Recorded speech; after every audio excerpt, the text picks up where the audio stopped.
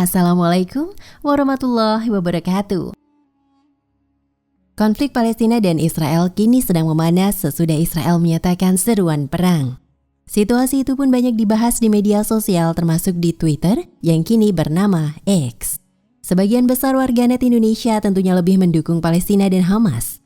Belum lama ini, sebuah video yang diunggah warganet Indonesia memperlihatkan burung gagak menjatuhkan bendera Israel. Video itu awalnya viral di Instagram dan kemudian dibagikan ulang di Twitter. Dalam video singkat tersebut, terlihat seekor burung gagak berwarna hitam yang tengah hinggap di ujung tiang bendera. Tak lama, burung tersebut terlihat mematuk-matuk dan merobek bagian ikat bendera Israel yang tengah berkibar tertiup angin. Bendera itu kemudian terlepas dan jatuh ke tanah. Sayangnya tidak ada informasi lain mengenai lokasi video tersebut, kapan video tersebut diambil, atau konteks lainnya. Hal ini banyak dikaitkan dengan konflik antara Israel dan Palestina yang telah berlangsung lama. Ditambah lagi, beberapa bulan lalu tentara dan warga Israel sempat menyerang Masjid Al-Aqsa dan warga Palestina yang tengah beribadah di bulan Ramadan yang membuat banyak orang geram dan mengutuk tindakan Israel. Hal ini juga memicu pro dan kontra dari warganet di media sosial. Tak sedikit yang memprediksi bahwa hal tersebut sebagai pertanda Israel akan tumbang. Namun tak sedikit pula yang skeptis dan berkata bahwa hal yang dilakukan burung gagak tersebut biasa saja dan hanya kebetulan belaka. Warganet jadi heboh, padahal burung gagak memang hewan pintar. Jadi kalau ada yang merasa mengganggu dia, ya pasti dia lawan. Kan bendera itu gerak-gerak, kesannya kayak lagi mengancam, ujar warganet lainnya. Tak hanya burung gagak, beredar juga video kucing berusaha mencopot bendera Israel. Video itu beredar di Twitter dan salah satunya dibagikan oleh akun @yoduato yang juga warganet Indonesia. Seekor kucing bergabung dengan burung gagak anti-Israel, tulis keterangan unggahan pada Senin 9 Oktober 2023. Video itu memperlihatkan seekor kucing berusaha menarik bendera Israel yang terpasang di dinding di sebuah ruangan. Kucing itu melompat-lompat dan menarik bendera tersebut hingga jatuh ke lantai. Video itu juga tidak diketahui lokasi pastinya dan kapan kejadiannya. Yang jelas, cuitan itu mendapat banyak komentar dari warganet Indonesia. Binatang saja jijik, masa ada manusia yang tidak jijik dengan penjajah? Komentar seorang warganet. Penampakannya berupa kucing dan burung gagak, aslinya malaikat-malaikat Allah Subhanahu wa Ta'ala, tulis warganet yang lain. Bahkan alam pun menolaknya, timpal warganet lainnya.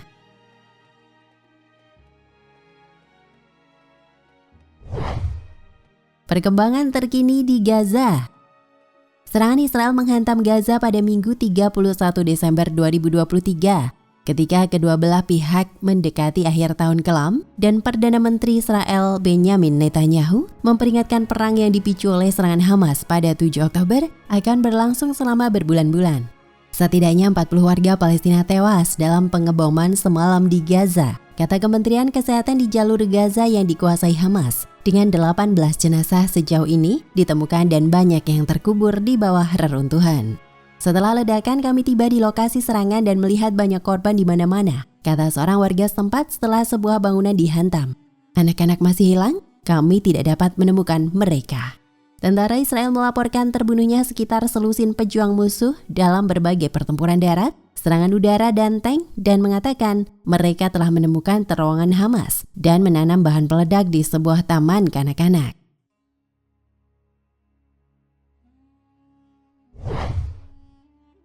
Penderitaan luar biasa.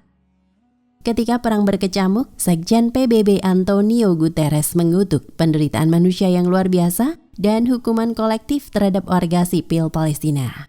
Dia dan para pemimpin dunia lainnya telah berulang kali menyerukan gencatan senjata. Sementara Israel berjanji akan terus melakukan gencatan senjata sampai Hamas dikalahkan.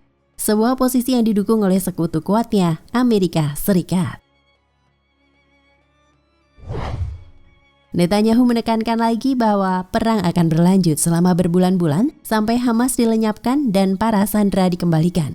Kami akan menjamin bahwa Gaza tidak lagi menjadi ancaman bagi Israel, katanya pada konferensi pers hari Sabtu.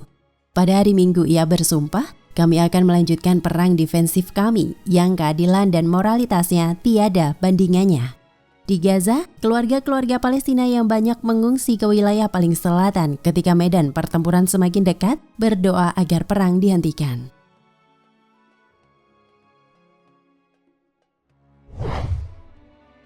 Keluarga sandera putus asa.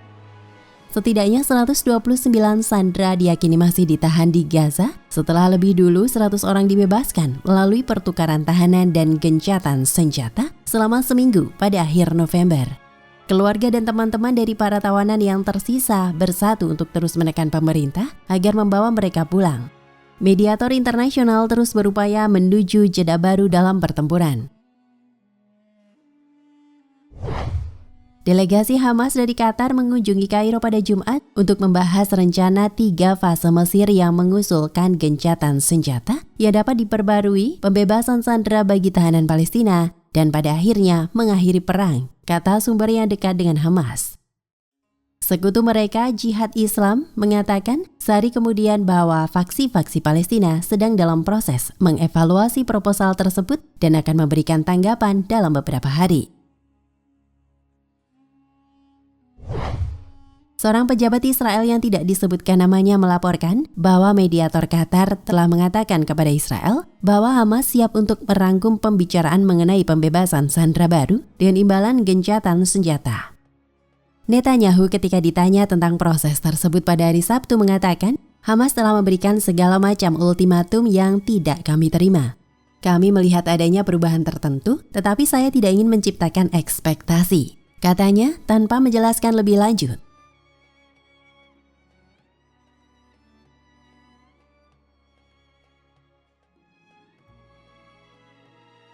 Front perang baru. Di tengah perang Gaza, kekerasan juga berkobar di tepi barat yang diduduki dan antara Israel dan beberapa musuh regionalnya.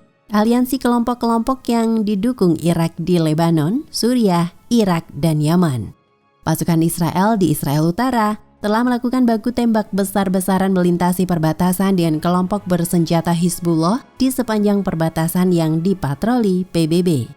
Netanyahu memperingatkan bahwa jika Hizbullah ingin memperpanjang perang, maka mereka akan menghadapi pukulan yang belum pernah terjadi sebelumnya, dan begitu pula Iran. Iran yang telah lama menjadi musuh bebuyutan Israel menyambut baik serangan Hamas, namun bersikeras bahwa pihaknya tidak berperan dalam perencanaan serangan 7 Oktober tersebut.